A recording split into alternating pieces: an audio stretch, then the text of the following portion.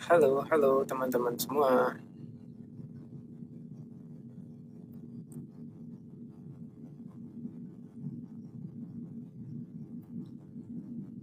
Selamat malam Kak Yusniar, gimana kabarnya? Selamat malam juga buat teman-teman yang lain. Oke, malam ini tuh kita bahas apa ya? Aku tuh sampai lupa buat materi pada malam hari ini karena pagi tadi tuh aku udah jadi pemateri di webinar yang lebih formal. Ini aku udah pernah share sih ininya apa. Jadi itu malam ini aku kayak bebas aja, nggak terlalu mikirin apa yang mau dibahas. Yang ini ya, tadi pagi nih, dari jam 8, jadi kolaborasi dari jam 8 sampai jam setengah 12. Jadi malam ini tuh kita bebas aja ya teman-teman. Ada request mau bahas apa gitu, aku nggak mempersiapkan materi yang spesifik sih. Jadi mungkin ya oke lah kita praktek hening atau praktek meditasi aja ya malam ini itu. Oke, mungkin udah jam 20.10, kita buka aja. Teman-teman semuanya, selamat malam. Maka senang sekali kita berjumpa pada kesempatan kali ini di pertemuan malam yang minggu ya, yang sebenarnya ringan pembahasannya. Dan inti daripada pertemuan ini adalah prakteknya, praktek meditatifnya ya. Ya, selamat malam juga Kak Neneng ya. Jadi tolong isahkan materi atau apa yang akan kita lakukan di malam hari ini. Ada suara mengganggu ya? Sebentar.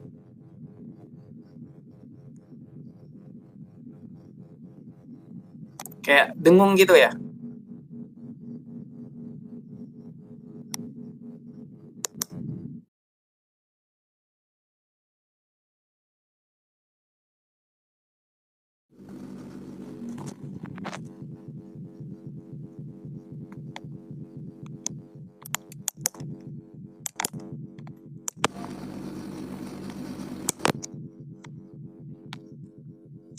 Udah mendingan loh.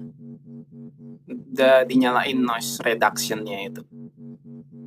Oke lah ya. Jadi sampai ke tadi pembahasan di pada malam hari ini itu atau pertemuan kita. Dengung ya? Em, ya di mic-nya sih ini memang. Coba sebentar ya, sebentar. Sebentar aja. Aku tunda dulu bentar. Aku coba restart. Aku coba restart mic-nya sebentar.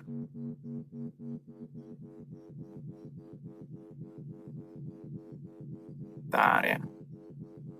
Aku izin jeda dulu bentar ya. Semenit aja coba aku cek.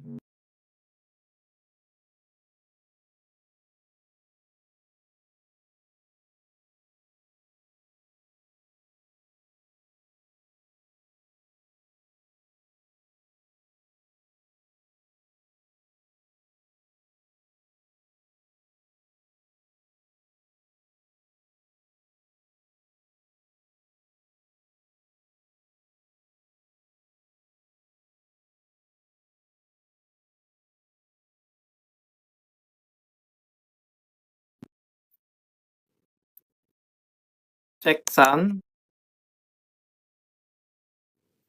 Oke, cek sound. Oke. Harusnya ini udah lebih enak ya. Nah, kita kembali lagi. Jadi, pisahkan apa yang akan kita bahas di malam hari ini dengan ya materi terstruktur di hari Rabu. Nah, masalahnya adalah kendalanya itu mungkin di sini udah ada yang sering atau udah ikut banget dari sejak lama itu ya, dari sejak tahun lalu. Jadi aku nggak bisa mensortir ya bagi teman-teman yang mungkin udah bosen dengan istilah kata-kata duduk bersama emosi atau istilah law of attraction. Kayak seakan-akan belajar hal-hal yang terlalu esoterik gitu. Apa gunanya gitu. Nah, kalau di hari Rabu, itu kan kita benar-benar ada strukturnya dari awal. Mau nggak mau, siapapun yang masuk, siapapun yang ikut, ya dia dari awal. Dia ikut tuh. Tapi kalau di hari Minggu, ini ya sebenarnya kita bahasnya bebas aja. Karena memang satu poin utamanya adalah tentang meditasinya. Nah, jadi setelah atau baik dari sebelumnya kita bahas apa aja itu ya, apalagi terutama di malam ini ya, karena aku tadi udah sempet ngisi materi dari acara yang pagi tadi dari jam 8 sampai jam setengah 12 itu aku fokuskan di sana semua energiku ya, pembahasannya karena pembahasannya formal dan itu full slide. Jadi sekarang ya izin teman-teman ya, jadi mungkin agak kurang fit, agak kurang nyaman karena bukan kurang nyaman. Ya karena energinya tuh sudah dicurahkan di pagi hari. Oke, jadi kita juga mungkin ini ya sambil singkat, sambil pelan-pelan, atau mungkin ada request bahas ini, bosan bahas emosi, maunya bahas alien aja coba, atau bahas sesuatu yang berbau atau beraroma channeling ya. Tapi mungkin masih ada yang belum ini ya familiar dengan istilah-istilah begitu ya, kita coba kembali aja ke yang paling dekat dengan kita apa? Pikiran ya, perasaan, emosi itu ya, atau ya trauma, trauma luka batin masa lalu itu ya. Yang sebenarnya ngaruh nggak sih itu? Ya sangat ngaruh teman-teman karena itu menjadi pola, pola bawah sadar. Pola yang akhirnya gini, oke kita bahas kasus deh hari ini tuh ya. Coba aja ya, biar biar gampang. Nih, coba, ini kasus kenyataan.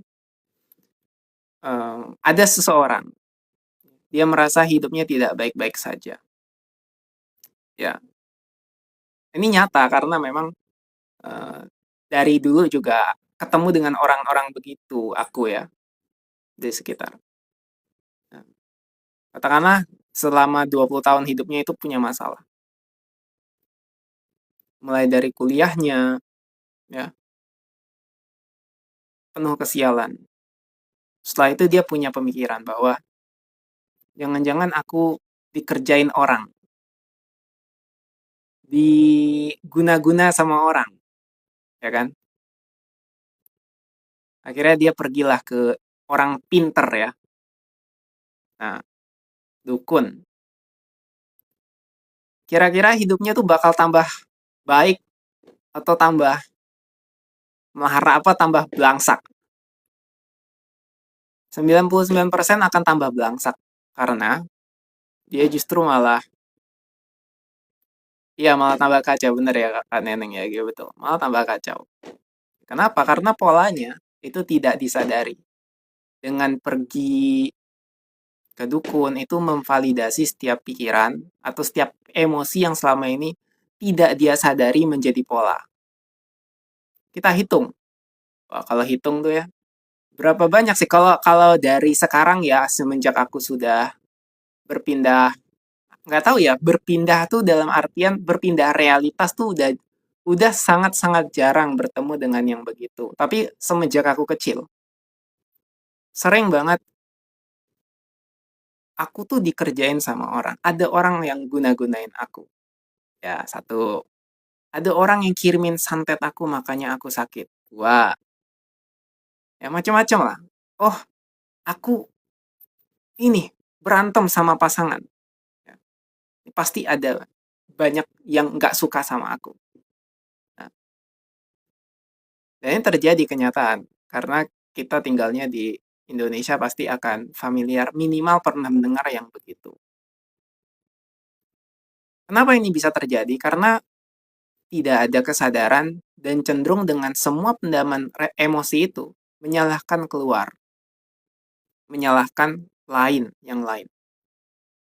Maka di materi tadi tuh, di materi yang pagi tadi tuh sebenarnya em, pembahasannya tuh panjang, tapi intinya kita oke lah kita bahas materi yang pagi tadi ya, biar enak ya. Mana tadi ini? Oh, oh ini. Nah, ini kan judulnya nih ada nih. Berkembang itu solusi atau ilusi, ya kan? Solusi atau ilusi, ya. Nah, maka ini judulnya kan solusi atau ilusi. Seorang yang belum sadar gitu ya, ketika dia mencari solusi, itu justru yang dia kejar adalah ilusinya. Seperti dia mengejar bayangan. Dia berdiri di tengah matahari atau berdiri di pagi hari, ada matahari, ada sinar matahari, berarti ada bayangannya. Lalu bayangannya dia kejar sampai dapat. Nggak akan mungkin bisa didapat ya, bayangannya akan semakin lari, semakin menjauh, atau mengikuti kemana dia pergi. Itulah pentingnya kesadaran, bahwa ketika kita itu sudah sadar, kita dalam artian sudah punya kesempatan untuk mengalami, minimal ingin mencari tahu, mengenali gitu ya. Karena banyak orang yang nggak peduli, dalam artian karena kesadarannya tidak bisa atau nggak punya kapasitas. Jadinya pikirannya, otaknya tuh nggak punya alat untuk mendeteksi yang namanya kesadaran. Otomatis yang terjadi menimbulkan penderitaan bagi dirinya sendiri dan orang lain. Kenapa? Menyalahkan orang lain.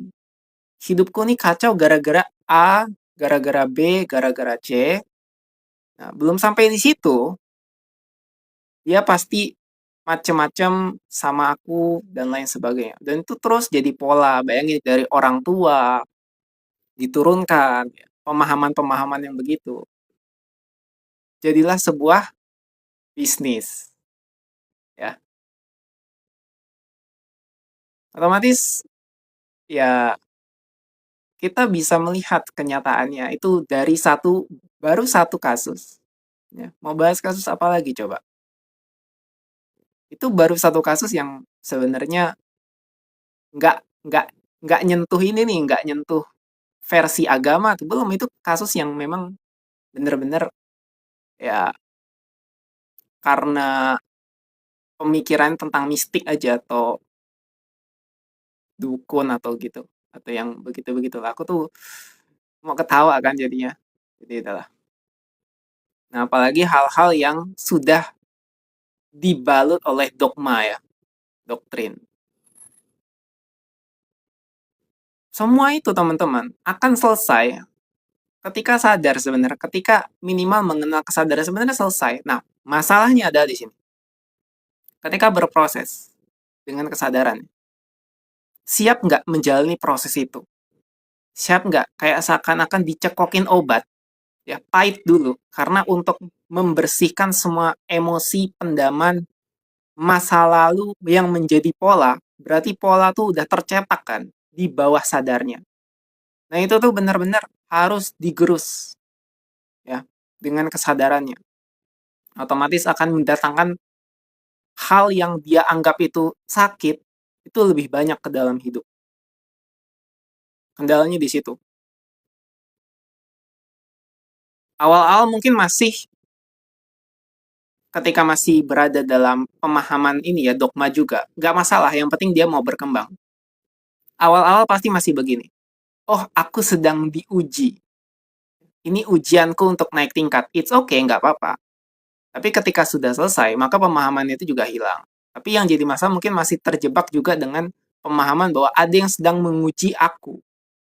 Tuhan atau siapapun yang mungkin menjadi sosok dalam kepalanya itu sedang menguji dirinya. Sejak kapan kita diuji? Gitu ya. Nah, tapi biar gimana pun otak atau pikiran, sistemnya memang punya mekanisme mempertahankan diri. Ini kita coba ya kalau misalnya mau bahas dari pikiran aja, wah itu panjang banget. Baru dari pikiran, nggak perlu lah dari kesadaran dulu, dari pikiran. Apa aja yang bisa disebabkan oleh pikiran? Kenapa rasisme terjadi? Ya, kenapa dunia ini berisik dan kacau begini? Karena apa? Karena pikiran menganggap bahwa segala sesuatu itu terpisah. Misalnya katakanlah manusia. Manusia, setiap individunya terpisah dari satu dengan yang lainnya. Ketika ada rasa keterpisahan dan keterpisahan itu rasanya dominan, gua adalah gua, lu adalah lu. Nah, gitu misalnya kan. Berarti gua itu bukan elu, gua tidak bisa mengalami elu, nah, gitu. Less empati, jadi tidak berempati. Dan paradoksnya memang sulit mengalami itu ketika kesadarannya berada di level yang rendah, nggak di level yang tinggi. Maka, coba bayangin ketika berada dalam suasana atau yang memang setiap orangnya tuh dibentuk oleh sistem, dibentuk di doktrin ya, pendidikan gitu ya. Pendidikan, penanaman doktrin. Doktrin dan apa gitu. Pendidikan, jadi ada singkatannya itu pendidikan tuh penanaman doktrin dan dogma gitu. Tapi intinya adalah ketika sistem itu, kenapa sistem itu dibuat? Karena untuk mengendalikan. Yang kedua adalah sistem itu ya untuk tidak kacau kan. Bayangin ketika seseorang tidak didogma gitu dari kecilnya gitu, bebas saja dengan dengan misalnya apa insting yang sebenarnya itu survival. Memang dari awal tuh kita harus survive, tapi bukan dengan kesadaran dan akhirnya terus dilanjutkan sistem daripada survive itu. Lihat yang terjadi, maka semua perkataan tentang kesadaran itu nggak ada gunanya. Nggak akan didengar ya, nggak mungkin. Jadi kalau bagi kita, bagi yang misalnya sudah mau menikmati atau mengalami kesadaran dengan cara mungkin, oh aku nih yang menyebabkan semua peristiwa dalam hidupku itu terjadi. Berarti aku yang bertanggung jawab, aku yang sadar dan aku yang mampu mengubah realitasnya. Jadi sampai di sini minimal di kita yang mau merubah identitas kita. Dengan merubah identitas, maka realitas pun akan bergeser. Paradoksnya adalah kita cenderung merasa kok berbeda dari yang lain. Nah, jadi secara bentuk atau secara luarnya tampilan, kok jadi kayak berbeda dari yang lain. Karena jiwanya itu sudah cenderung bukan lagi yang mungkin mau didoktrin gitu ya, bukan mau dikendalikan, bukan mau dimanipulasi lagi, dan sadar. Jika setan itu tidak ada, lalu pesugihan perjanjian dengan siapa? Bukan setan tidak ada, aku nggak pernah bilang setan itu tidak ada. Aku nggak pernah bilang setan itu tidak ada. Ini panjang. Gampangnya gini lah, kan setan itu spektrum ya. Setan itu bukan sebuah entitas. Dalam tanda kutip kalau dari kesadaran bukan sebuah entitas. Melainkan sebuah kesadaran dari spektrum yang merusak. Ya. Jadi setan atau siapapun atau malaikat kebaikan dan keburukan itu berada di dalam kesadaran. Nah, kesadaran itu apa? Being, hal yang hadir. Nah, kita hadir sebagai apa? Sebagai being itu yang berperan sebagai manusia. Maka kalau dibilang setan itu tidak ada, tapi di mana? Di dalam manusia, di dalam kesadarannya. Termasuk juga Tuhan, termasuk juga malaikat. Maka baik dan buruk itu ada di dalam kesadarannya. Gitu. Jadi dengan semua fasilitas atau dengan semua ritualnya, itu fasilitasnya, itu memperkuat spektrum yang sudah ada dalam kesadaran. Maka kita sadari lagi bahwa ternyata, oh spektrum yang tadi sudah ada, sudah jelas. Ya tinggal kita ubah identitasnya. Jadi nggak akan lagi kita ada di realitas kita ada santet, ada pesugihan, spektrum sinyalnya tuh udah nggak nyambung, udah nggak mungkin terjadi gitu. Tadi sampai mana ya? Oh ya, sampai situ. Sampai di mana ya? Kalau misalnya bagi kita yang seakan-akan berbeda, itu juga merupakan fase di mana kita sebenarnya satu. Kita tinggal sadari satu kesatuan dengan yang lain. Dengan apa yang bisa kita sadari sekarang, ternyata apakah kesadaran ini itu cukup sekarang ya, di saat ini. Cukup untuk membuat kita tenang, membuat kita nyaman, membuat kita berlimpah. Karena kalau kita mikirin lagi membandingkan dengan orang lain, karena kenapa yang terjadi dalam dunia ini sekacau ini ya, ada peperangan, ya ada banyak sekali, itu cuma dari satu akar yang namanya dualitas. Penilaian pikiran terhadap baik dan buruk, yaitu penilaian tentang keterpisahan, judgement, penghakiman. Aku berbeda dengan dirimu, bahwa ini adalah milikku, ya. Dan lain itu semua spektrum dikembangkan aja sesuai dengan apapun yang dipercayai oleh mereka atau orang-orang yang berada dalam sistem sistem yang menjebak ya. Contohnya gampang kan? Kita itu punya nama. Tapi apakah kita nama itu? Kan nama ini hanya untuk mempermudah misalnya si Fernando ini untuk dipanggil labelnya. Tapi apakah si Fernando, kita atau aku ya, adalah si Fernando itu, si nama itu, si objek, si label itu? Kan enggak. Sama juga objeknya keyakinan yang menjadi agama. Sekarang negara coba, negara. Apakah negara itu ada nggak sih sebenarnya? Secara hakikat, secara kenyataan, secara sadar. Nggak ada, kan dibuat aja batasnya. Nah gitu. Tetapi pikiran karena tidak bisa melampaui kesadaran akan terjebak pada data lama, pada pola yang sebenarnya itu merupakan bagian dari ego, bayangan yang selama ini terus dikejar tapi nggak dapat-dapat. Dan akhirnya dia meyakini semua yang dia yakini itu adalah ya dia itu identitasnya itu. Namanya, statusnya, keyakinannya, ya semua itu. Separasi, muncullah separasi, keterpisahan.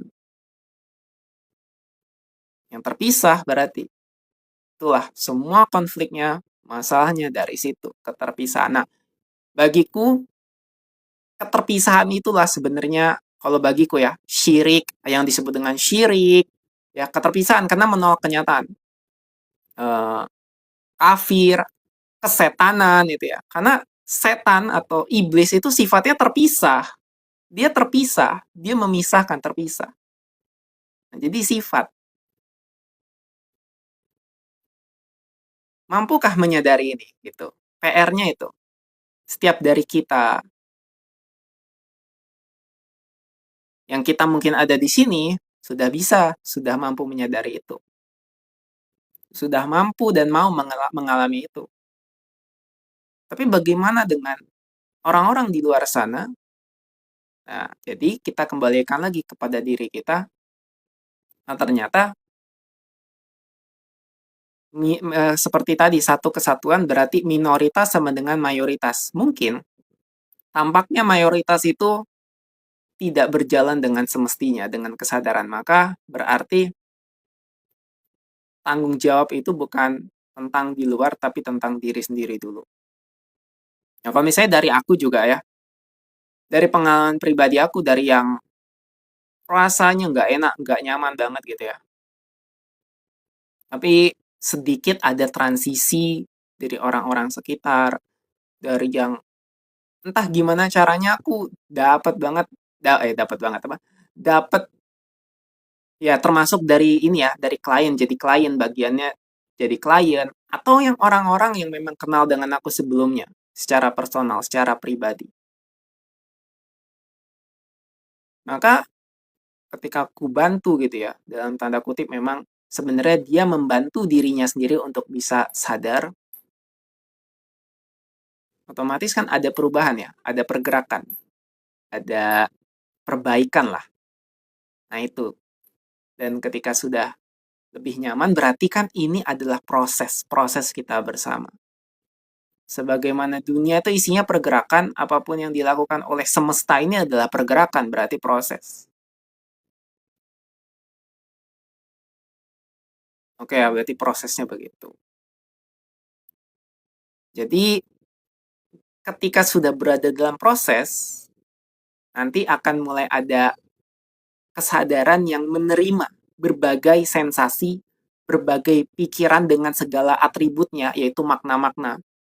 Kan gini ya, kalau misalnya masih dalam satu sudut pandang, yang dia yakini itu yang benar. Tapi ketika kesadaran sudah berkembang, oh ternyata apa yang disampaikan oleh para tercerahkan dahulu, walaupun bahasanya beda, dengan identitas berbeda, dari asalnya beda, ya sebut aja agama berbeda-beda, tapi esensinya sama. Nah, dari situ tuh kenapa bisa punya pemahaman begitu, karena ngalamin sendiri, oh ternyata pengalamanku begini. Tidak lagi terjebak dengan rasa ketakutan. Kenapa orang misalnya takut? Berada cenderung pada agamanya, keyakinannya, karena takut.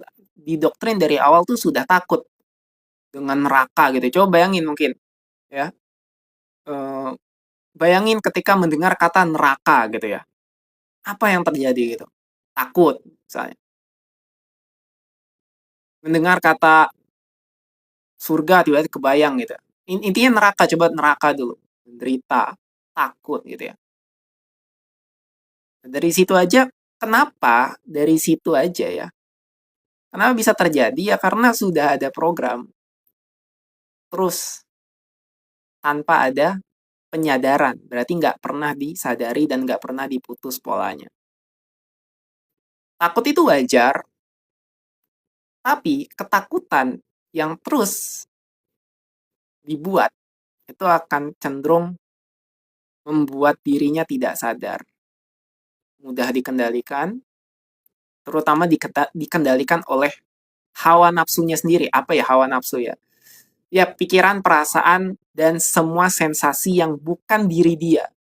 Yang itu semua sebenarnya ilusi tadi. Nah, jadi hawa nafsu itu ya ilusi lah. Tapi kita nggak pakai kata hawa nafsu ya. Soalnya takut bias karena di sini itu kalau udah ngomongin hawa nafsu tuh seakan-akan hal yang buruk, bahaya sekali. Padahal segala sesuatu tadi yang sebenarnya berasal dari jati diri kita itu perlu kita sadari saja. Hakikatnya kita peluk. Itu adalah bagian dari diri kita. Mau itu nafsu, tentang seksualitas, tentang apapun yang terjadi dalam pikiran dan perasaan, itu cuma perlu disadari, bukan dibuang, bukan dianggap buruk.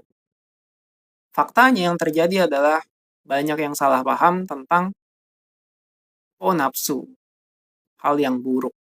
Nah, ada penghakiman bahwa itu hal yang buruk.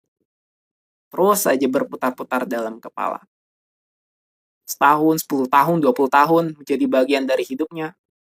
Nah, sulit untuk menyadari itu. Maka balik lagi ketika kita sudah terjun, menyelami kesadaran, menyelami dengan cara spiritual katakanlah. Oh, ternyata aku perlu menyadari ketakutanku selama ini. Dari ketakutan tadi itu merupakan emosi, ya.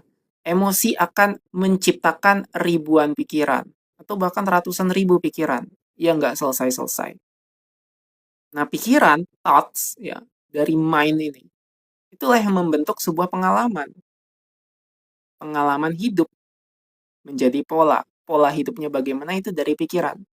Semua pikiran itu berasal dari satu emosi. Nah, emosi kita ada banyak. Ada perasaan takut, jijik, ada perasaan marah, dengki, penyesalan, banyak sekali.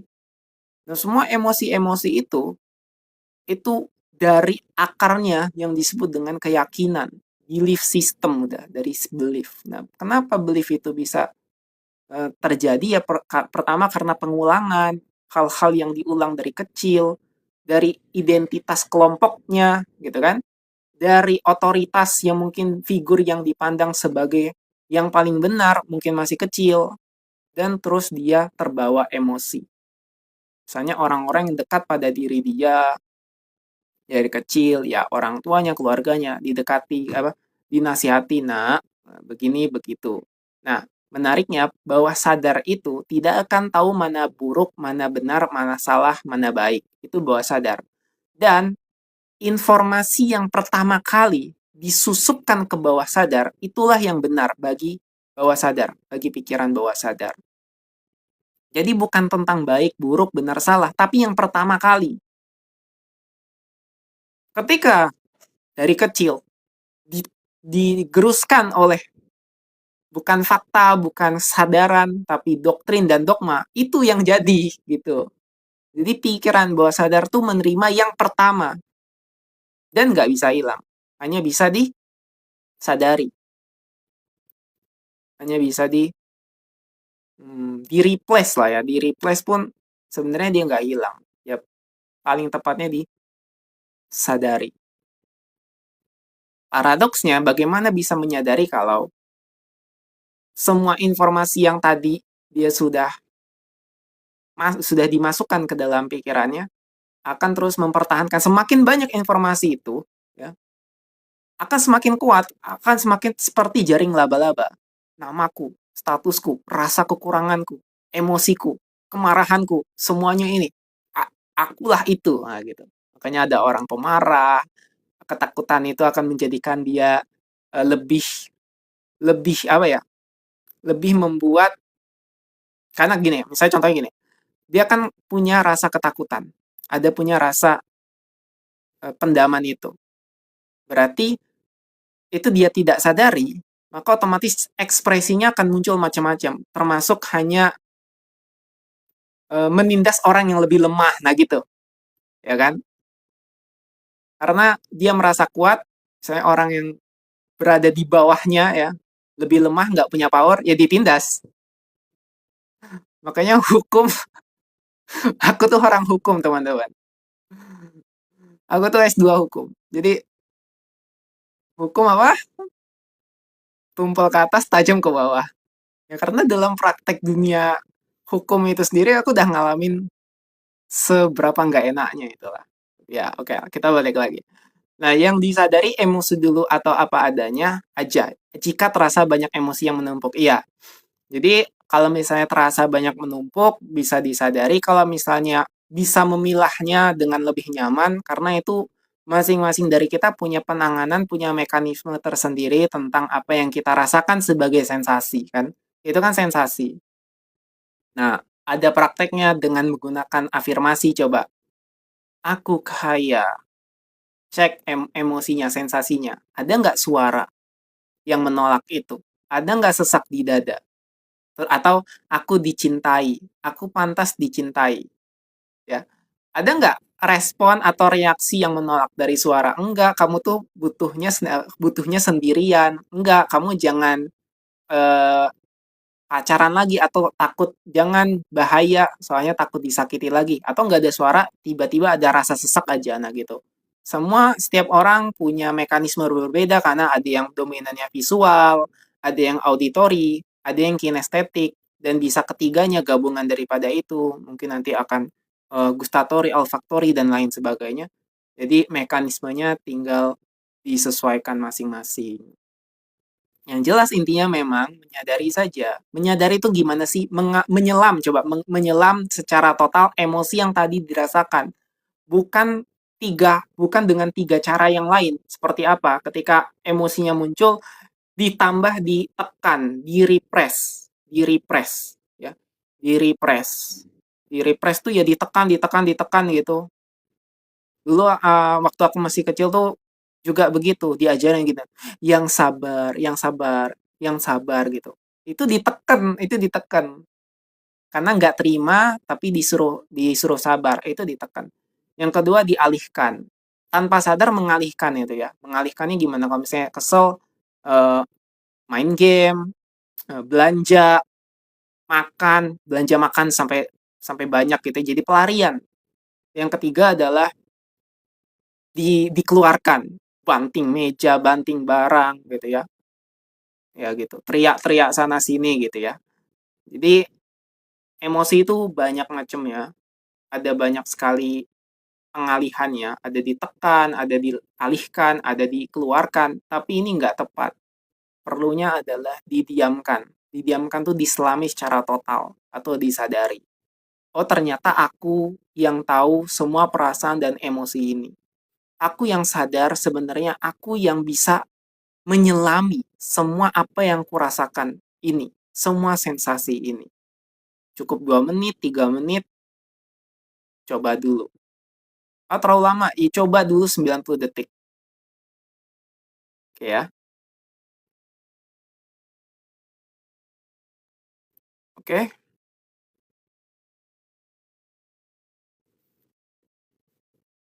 Oke, berarti sekarang kita ini ya, karena topiknya dari tadi nggak berubah, hanya tentang trauma, tentang pendaman ya. Oke, cara moksa. Sebenarnya, moksa itu apa sih? Kan variasi dari definisinya tuh bervariasi. Ada yang bilang bahwa moksa itu ya nirwana, nirwana itu ya moksa. Cuma nirwana itu persepsinya dari Buddha, moksa itu dari Hindu. Tapi kalau misalnya dari kita, dari kesadaran tuh simpel ya tadi. Selama kita sudah netral dengan semua sensasi itu, kita berada dalam kondisi namanya non-dualitas, non-dual, kondisi non-dual. Itu udah moksa, itu udah nirwana. Karena kita yang sadar bukan lagi berada dalam neraka atau surga. Karena surga dan neraka itu kondisi. Maka kalau kita sudah berada dalam non-dual, ya, non-dualitas, itulah moksa. Tapi ini dialami dulu. Masing-masing dari kita cobalah mengalami. Belum bisa mengalami, ya menyadari. Belum bisa menyadari, ya kenal dulu, mengenali dulu diri kita, ya. Dan yang paling banyak tuh sebenarnya memang di mengenali. Mengenali itu butuh usaha belajar. Kita lahirnya misalnya mungkin ada yang melalui mekanisme human design gitu ya. Mencari-cari dulu bahwa kita itu ekspresinya kelebihannya, kekurangannya apa ya. Sejauh ini yang paling populer tuh ada 3. Human design, human design tuh yang I Ching ya, I Ching, iya I Ching, ITRI itu ya. Ada yang pakai versi Kabbalah, ya, mistikal gitu. Dan ada yang pakai versi pendekatan otak gitu, neuro yang dia itu dominan otaknya itu. Ada yang langsung digabung ketiga-tiganya untuk mengenali dirinya itu. Oh, dia dominan otaknya kiri atas atau kiri atau kanan atas, neokortek, ada yang limbik gitu kan.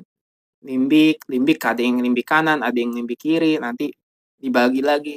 Tapi itu sebenarnya nggak penting. Kalau menurutku ya sekarang tuh nggak penting ya. Yang penting itu adalah ketika sudah mengenali diri, ketika sudah mengenali diri itu ya. Enaknya itu ya, ketika sudah mengenali diri, akan ada proses yang berjalan otomatis untuk mengalami diri. Nah, yang menjadi kuncinya adalah stillness. Stillness, ya itu. Salah satunya meditasi atau hening. Oke, ini terakhir ya. Aku jawab dulu. Setelah itu kita praktek meditasi, kita hening. Mengapa kebangkitan spiritual itu terkadang harus melalui kejadian yang nggak baik dulu ya, Bang? Oke, kita jawab pakai 2 sudut pandang, oke? 2 sudut pandang. Spiritual itu sendiri dan kesadaran. Oke ya.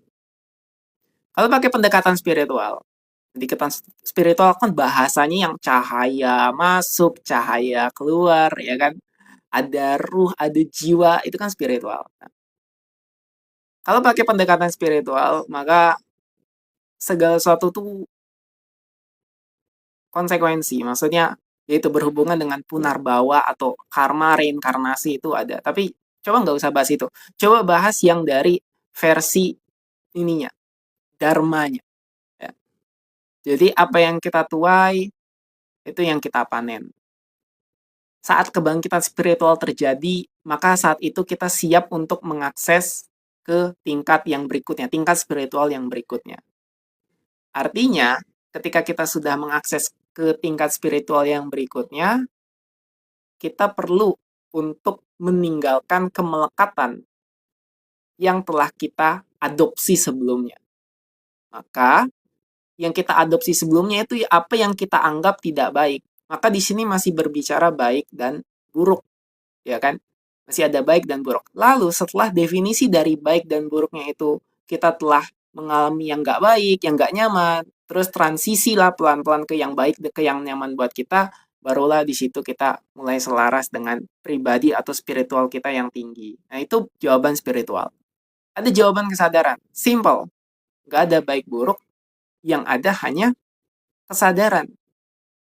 Dengan kesadaran ini, ya, maka yang kita anggap nggak baik tadi sebenarnya adalah fase atau selama kita tadi dengan pola lama, terjebak dengan pola lama. Setelah kita awakening, setelah kita bangkit secara sadar gitu ya, dengan kesadaran, oh berarti aku tahu bahwa yang sekarang selama ini kujalani itu harus dipatahkan. Pola lama itu harus segera disadari untuk dilepaskan. Ya udah berproses lah tuh. Dan dengan berproses melepaskan semua apa yang kita adopsi tadi, identitas, ya, rasa yang kita anggap sebenarnya itu kan netral semuanya, tapi itu kita anggap itu yang paling penting katanya. Makanya kita juga perlu praktek kesadaran dengan menganggap bahwa dengan menyadari bahwa tidak ada sesuatu yang penting, aku tidak butuh apapun dari siapapun, itu akan muncul secara otomatis atau kita munculkan dan otomatis sensasi yang tadi kita rasa paling penting itu perlu kita sadari. Karena nggak nyaman muncul. Kan ini penting, dan segala macam. Nah, semakin kita menarik energi yang kita anggap penting dari hidup ini, ya kan kita akan menarik itu semua. Jadi prosesnya, pergerakan dari semestanya itu seakan-akan nggak baik atau penuh lika-liku, penuh perjuangan. Itu tadi, karena dengan satu frekuensi untuk menyelaraskan kamu yang belum melepaskan semua dogma, doktrin, identitas, label, untuk segera menyadari itu dan bebas daripada semua itu. Berarti bebas, berarti sadar. Ketika sudah sadar berarti segala sesuatu menjadi sakral. Sakral berarti eling, apa ya? Ingat bahwa segala sesuatu ada konsekuensi, segala sesuatu adalah ya perwujudan dari manifestasi yang sebenarnya manifestasi itu sudah lengkap, sudah ada. Itu spektrumnya. Udah gitu, tapi ini perlu untuk dijalani masing-masing. Perlu untuk dialami secara mandiri ya. Itu kuncinya. Jadi kesadaran tuh simple. Sadar, ya, mengalami, ya udah, nggak ada baik buruk. Itu yang hanya yang terjadi ya udah terjadi. Karena hanya tinggal merubah identitas atau masuk dalam kesadaran seperti kita yang memutar channel radio, bukan kita yang berada dalam channel radio. Jadi kita yang memilih mau channel radio yang mana, sinyalnya, salurannya itu. Nah, setelah kita memilih saluran yang enak, ya udah, itu yang menjadi pilihan kita. Nah, tapi dalam proses memilihnya tuh kan kerasa kerusuk kan, dengung, kerasa kerusuk, nggak enak kan. Sampai akhirnya kita menemukan yang enak dah. Di situ kita pilih. Nah, yang sadar tuh kita yang memilih tadi, bisa memilih, bisa menentukan realitasnya. Jadi, kayak gitu kalau dari kesadaran.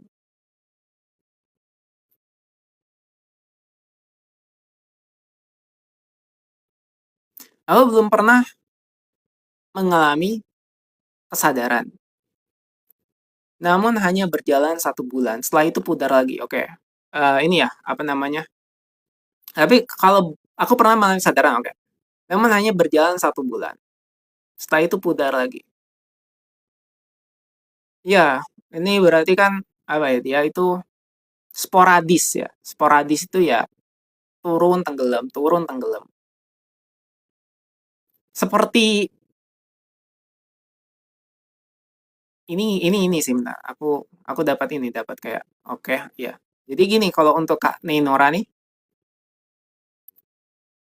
ininya gimana? Praktek yang dilakukan gimana? Nggak sebenarnya nggak perlu harus meditasi terus, nggak. Jadi prakteknya itu memang nggak boleh monoton ya, kesadaran itu. Prakteknya itu mengikuti gerakan dan aliran yang yang seapa adanya itu. Nah, kalau monoton, kita terjebak pada hal yang monoton juga dan jadi sebuah label baru. Bahkan kesadaran itu juga jadi label baru. Ya pudar lagi. Itu Kak. Jadi praktek yang ringan aja. Kalau tantra itu apa, kayak ada referensi bagus dari tantra tuh namanya Vijnana Bhairava Tantra. Jadi intinya tuh memang teknik meditasi. Teknik meditasi bukan meditasi diem, meditasinya tuh banyak banget. Dengan teknik itu. Jadi mungkin ada yang salah paham tentang tantra itu yang seks, bukan. Itu aduh itu dikit banget isinya. Intinya ya kehidupan itu sendiri atau meditatif untuk membuat diri kita sadar secara paripurna, yang netral, yang bebas penderitaan. Itu tantra isinya begitu.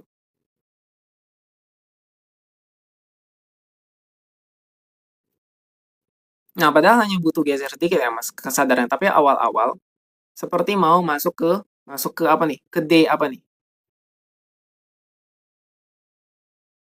Oh iya, ini itu benar. Nah, padahal butuh geser sedikit ya Mas ke kesadaran itu. Tapi awal-awal seperti mau masuk ke dalam apa nih? Ke D apa nih? Intinya gini ya, ya kita kita tuh sadar sebagai kesadaran. Nah, kalau dilanjutkan ya udah otomatis kita sebagai ego, sebagai peran karena kita hidup sebagai manusia, ya berarti kita tetap masuk ke dalam layar, ke dalam film yang kita buat. Cuman kita itu jangan juga terlalu larut dengan identitas yang baru. Tapi kita sadar di identitas yang baru. Bisa di ini nggak? Bisa nangkep nggak? Kita kan misalnya sudah berubah dari kesadaran A ke kesadaran B. Tapi kita menyangka kita adalah kesadaran B. Kita terjebak juga pada si kesadaran yang B. Padahal ini juga kesadaran yang baru, yang butuh kita sadari. Jadi netralnya di kesadaran tanpa A, tanpa B. Itulah non-dual. Jadi kayak misalnya Kak Nenora juga, aku mengalami kejadian yang diselingkuhin kan. Nah, terus setelah itu muncul kesadaran. Nah, disadari juga setiap sensasi dan emosi yang akibat diselingkuhin tadi, ya kan? Kalau enggak, larut lagi. Makanya aku nggak bilang bahwa harus kayak segera untuk menetralisir rasa sakit hati akibat diselingkuhin. Enggak juga, enggak perlu begitu. Dengan mengalirkan kesadaran, ya itu akan berproses secara otomatis. Intinya memang tanpa ekspektasi, ekspektasi boleh ada, tapi sadari ekspektasinya. Itu maksudnya tanpa ekspektasi. Nah, setelah itu kan larut lagi kan dalam hidup kita sebagai peran A, B, C itu kan, atau peran yang baru. Disadari juga peran yang baru itu. Jadi stay di kesadaran. Ya ke dalam rimba, ke dalam rimba. Tapi awal seperti masuk ke dalam rimba. Oh, nah padahal hanya butuh geser sedikit ya Mas ke kesadaran itu. Tapi awal-awal seperti mau masuk ke dalam rimba. Kayak kalau misalnya seperti yang tadi kita bahas di awal, ya memang ada transisi, dan transisi prosesnya itu memang membutuhkan tanda kutip tuh perjuangan. Makanya disadari dengan semua sensasi dan perasaan yang kita rasakan itu, ya kita manusia, kita sama-sama punya perasaan dan pengalaman itu. Maka yang bisa kita sadari ya pengalamannya. Pengalaman terbentuk dari pikiran, pikiran terbentuk dari perasaan, perasaan terbentuk dari keyakinan, keyakinan terbentuk dari atensi atau sebuah sudut pandang yang selama ini kita pegang erat-erat. Jadi kaku, jadi fiksasi. Nah, sadari fiksasi yang paling utama itu. Aku siapa? Ya, aku di mana? Gitu. Aku di mana tuh benar-benar ya aku di mana sekarang. Gitu. Yang sekarang ini. Ketika kita sering terbiasa bahwa sadar posisinya di mana, di posisinya itu sebagai apa, emosinya, perasaannya itu, maka akan menetralisir si ego identitas yang sami terus membuat dia kaku, mengikat. Nah, aku saat ini di sini sedang duduk, habis itu pakai coba teknik yang meluaskan pandangan itu.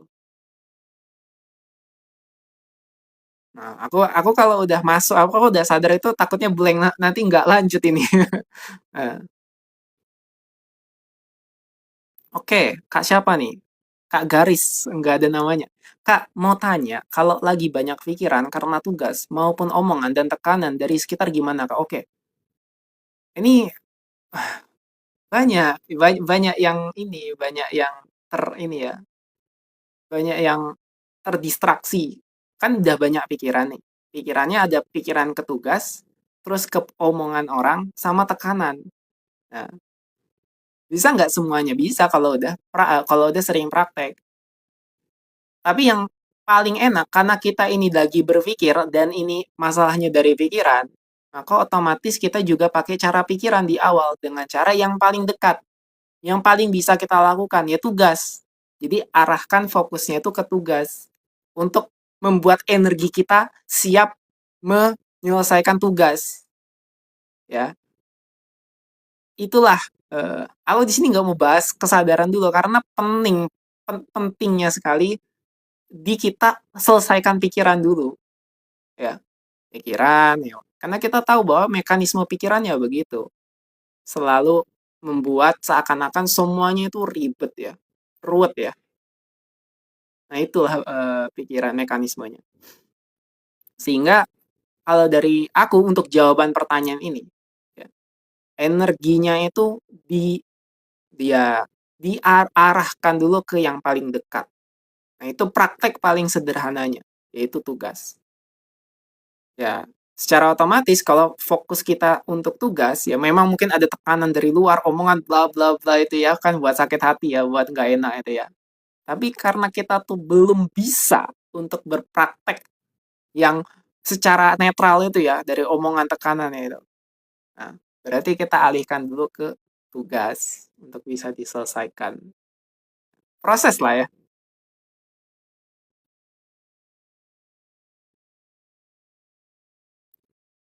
Nah, siapa Bang Gautama, saya larut karena keinginan membersihkan trauma. Nah, inilah paradoksnya dunia terapi ya. Aku kan lama dunia terapi. Aku jadi terapis udah berapa? 12 tahun ya? 2014, 2015. 10 tahun lah anggap genapin. 10 tahun. Dari hal-hal terapi itu ya, itu memunculkan sebuah mekanisme baru yang mana kalau ada sesuatu dari diri kita yang perlu diperbaiki, maka itu hal yang perlu apa? Kalau ada salah ya, ada sesuatu yang salah dari kita, emosi terpendam itu adalah kesalahan dan perlu diperbaiki.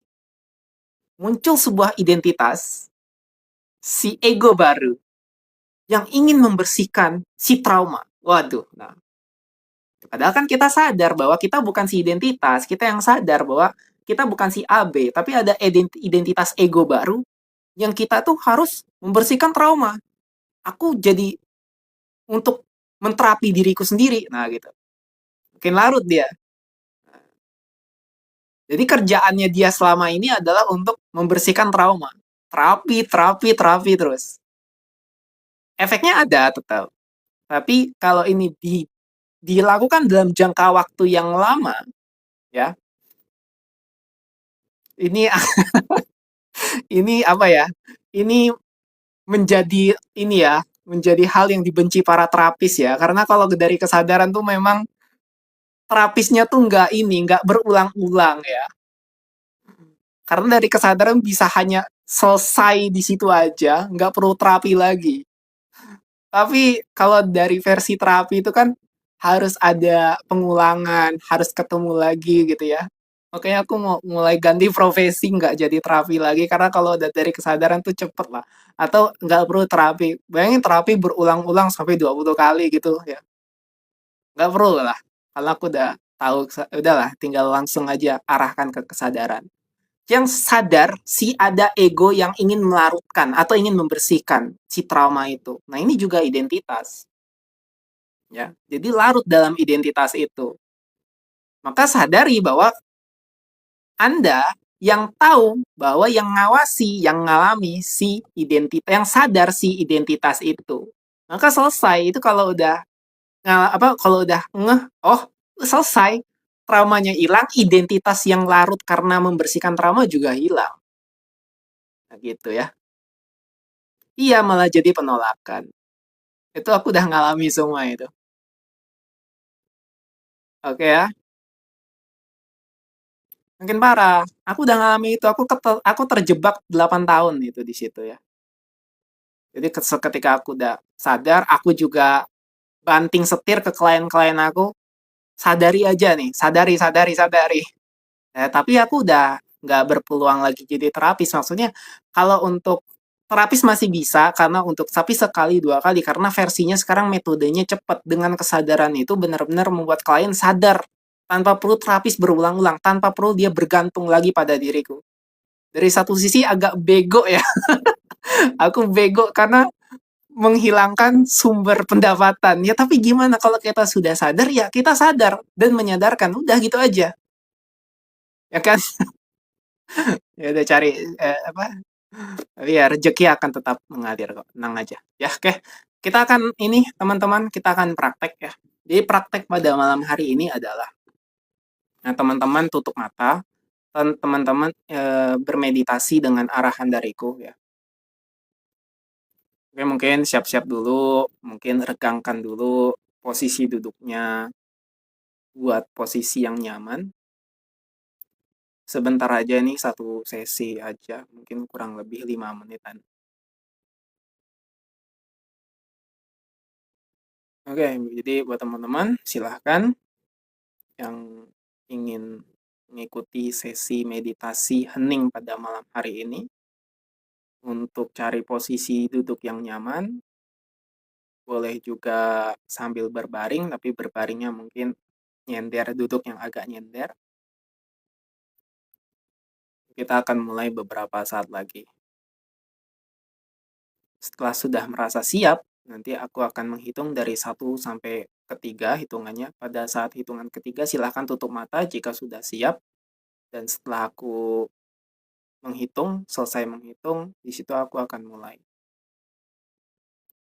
Tarik nafas yang panjang dan hembuskan. Aku akan mulai menghitung. 1, 2, 3. Silakan tutup matanya dengan tetap berada dalam posisi yang tenang. Sekarang, saat ini, kita mulai mengalami diri yang utuh, yang nyaman, yang damai. Tanpa perlu mencari di pikiran, di perasaan, atau di tubuh. Biarkan saja apapun yang terjadi pada kondisi kali ini. Mungkin ada sensasi yang muncul, biarkan saja, biarkan lewat. Kita sekarang hanya perlu untuk menyadari atau membiarkan nafas lewat dengan setiap tarikan dan hembusannya sekarang.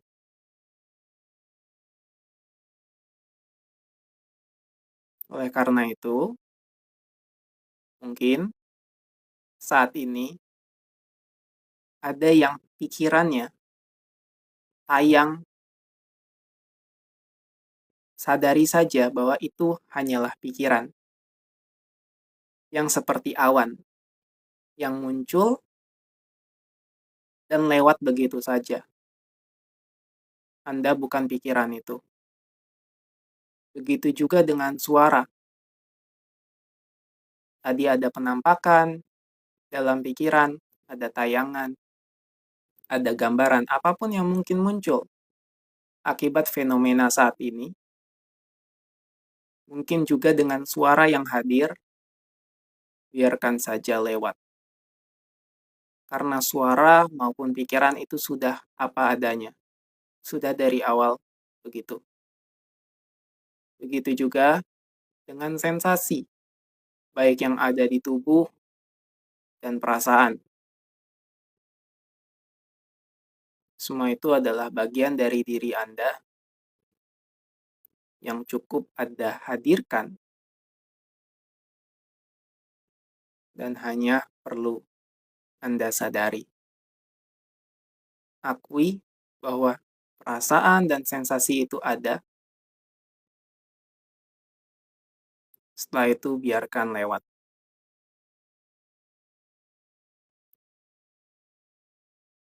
Sekarang, tanpa perlu membayangkan apapun, kita tidak lagi berusaha menggunakan pikiran, karena pikiran akan tetap menayangkan sesuatu tanpa sengaja untuk membuat kita tahu bahwa kita bukan pikiran itu. Kita yang melihat pikiran itu tayang dengan semua gambarannya. Mungkin penyesalan kita, mungkin apa yang terjadi di masa lalu, mungkin telah menjadi trauma yang tidak bisa kita ubah. Dan pikiran terus berusaha mendorongnya agar kita lebih peka. Tapi sebenarnya, semakin kita tenggelam pada pikiran itu, semakin kita merasa tidak nyaman. Kita yang sadar, kita yang tahu, dan kita yang sebenarnya peka. Dengan kesadaran, kita justru peka dengan semua pikiran itu, dengan semua perasaan ini.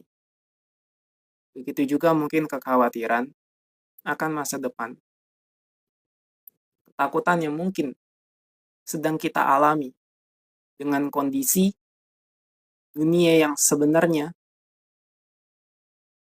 sedang tidak baik-baik saja, dengan semua gambaran dan fenomena yang terjadi, kita cukup sadari bahwa itu hanyalah ketakutan yang diciptakan pikiran kita. Dengan menerima ketakutan itu secara total di dalam tubuh kita, sekaranglah saatnya.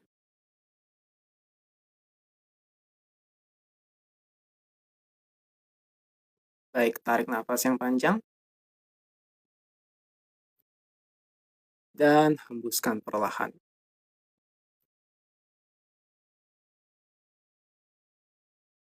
Bagus sekali. Maka saat inilah yang perlu kita sadari. Hanya saat ini, di kondisi kedamaian ini, cukup bagi kita mulai sekarang dan seterusnya untuk membuat kita sadar, kita yang tahu, kita yang mengenali, kita yang menyadari, kita yang mengalami, kita yang menyaksikan, yang sadar tentang siapa diri kita, yang bukan pikiran, yang bukan perasaan, yang bukan ketakutan. Kita yang sedari awal di sini, yang abadi, yang eternal, yang sadar sebagai kesadaran. Maka saya hitung mundur dari 3 sampai 1, siap-siap kembali untuk membuka matanya. Pada hitungan ke-1, silahkan buka matanya dan kembali lagi dalam kondisi membuka mata. 3, 2, dan 1. Tarik nafasnya dan hembuskan. Silahkan membuka matanya dan kembali segar, sehat, dan walafiat. Oke, coba jelasin sedikit tentang Bhairawa Tantra, Kak. Oke, minggu depan ya. Oke, berarti ini aku catat, aku list ya. Jadi ini tuh biar bisa kita sama-sama belajar. Apa sih intinya Bhairawa Tantra itu ya?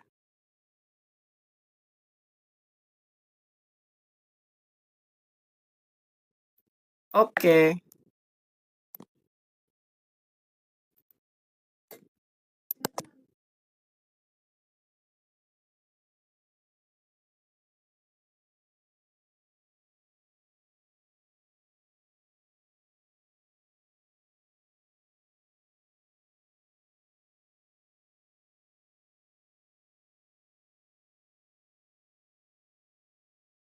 Oke, eee, kalau dari kesadaran kita nggak perlu ini ya, sebenarnya nggak perlu lagi fokus pada sensasi apa yang kita rasakan setelah meditasi tadi, udah biarkan saja, lupakan saja, selesai, udah gitu ya, sebenarnya begitu.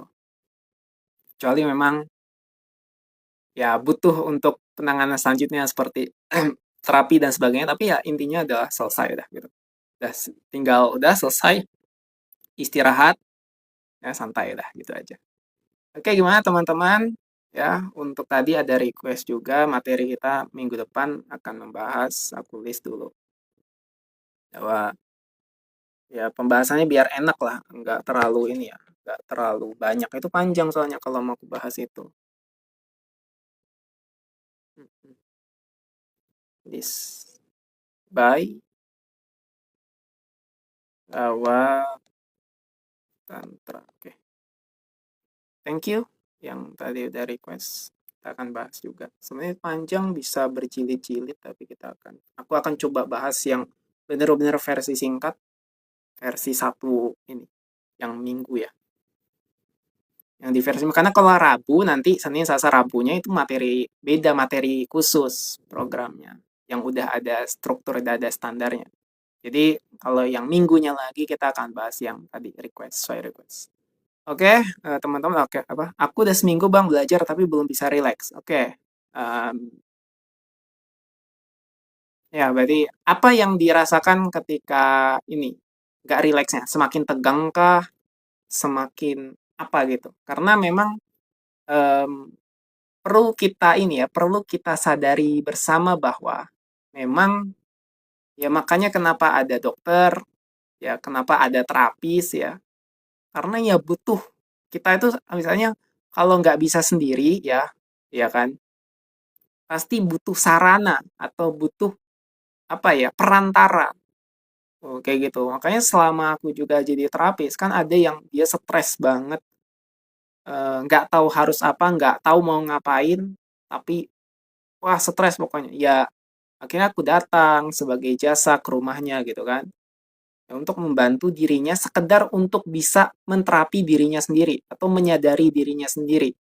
4 kali pertemuan, 5 kali pertemuan setelah itu selesai kan. Udah selesai, oke udah cukup, udah enak, walaupun masih susah, walaupun waktu itu terakhir kayak apa namanya? Nah, walaupun masih banyak masalahnya gitu ya, masih banyak trauma, masih banyak dendam. Ya, tapi karena aku sudah mengenalkan kesadaran ya ya udah silakan praktek sendiri. Itu. Ya, kalau yang materi begini adalah yang malam minggu. Ada meditasinya. Kalau yang Rabu itu udah itu full apa itu course-nya yang berbeda yang untuk ada di grup. Jadi teman-teman yang masuk grup itu ya. Gratis sebenarnya gratis sama tapi ya terakhir ya tujuan berkesadaran apa sih Kak?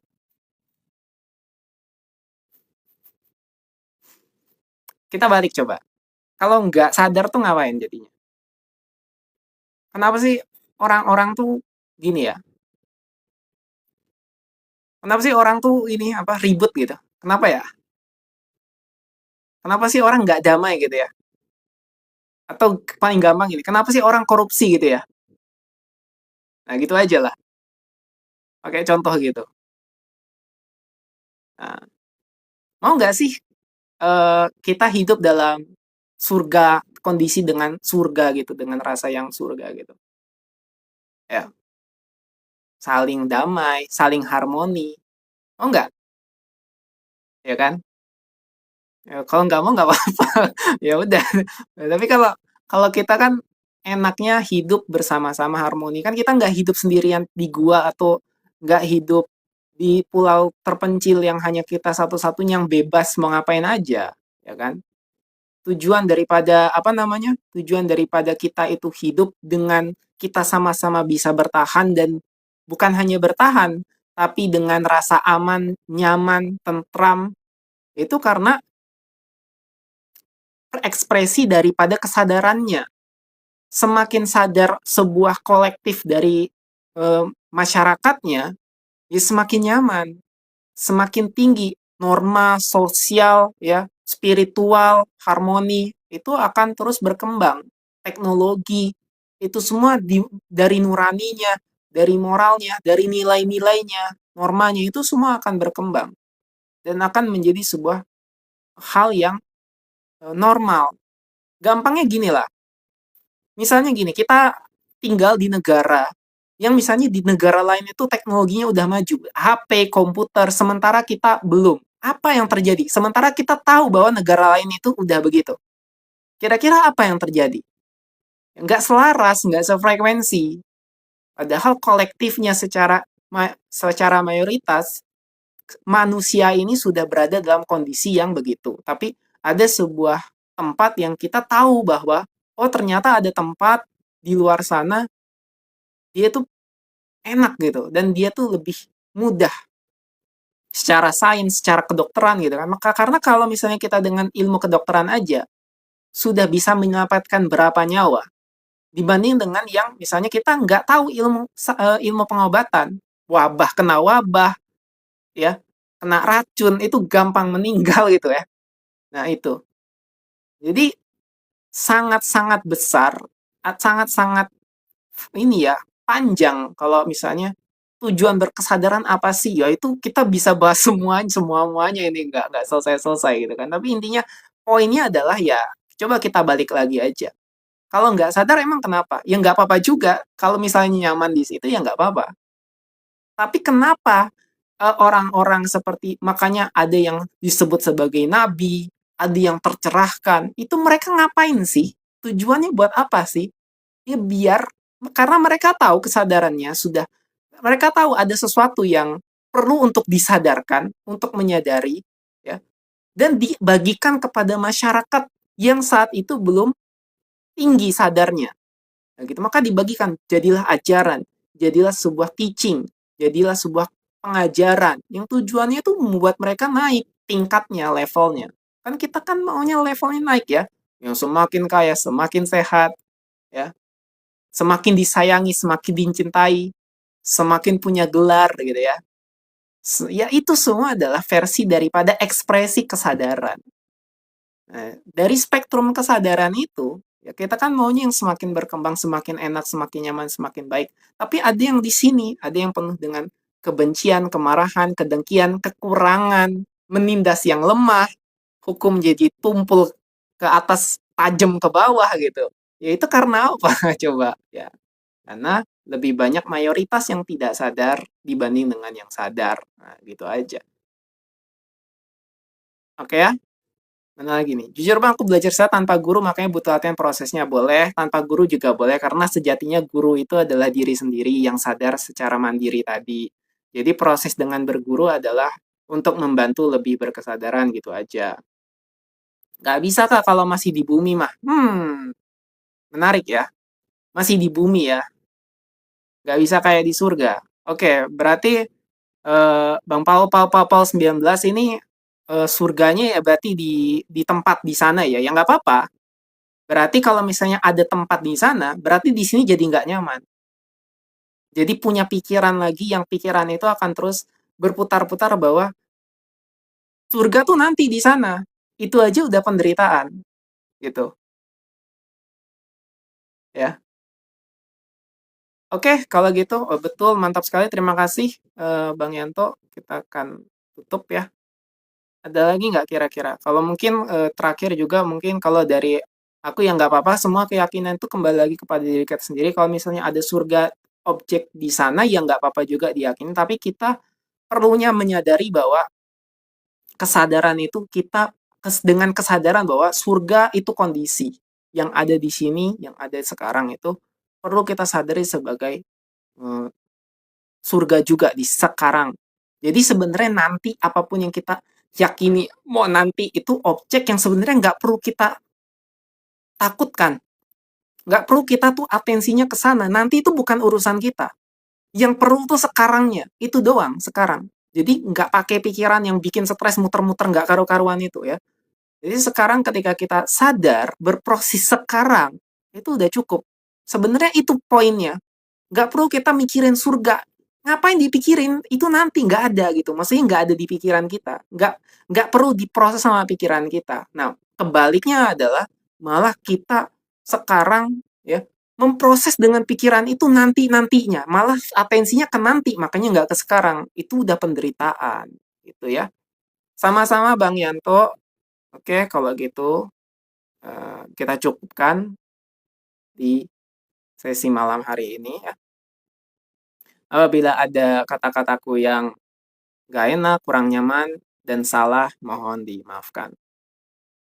Terima kasih teman-teman. Kita akan lanjutkan lagi minggu depan di materi yang minggu. Kalau misalnya ingin bergabung di yang hari Rabu, ya itu nanti pertemuan kedua. Ada materinya di-share di grup, ada dalam bentuk slide, ada dalam bentuk ini ya, bacaan. Terus nanti juga boleh masuk ke grup dengan klik link bio masuk grup di profil aku. Oke, sekian dari aku teman-teman. Terima kasih. Sampai jumpa di kesadaran-kesadaran berikutnya. Selamat malam dan sampai jumpa dan selamat beristirahat.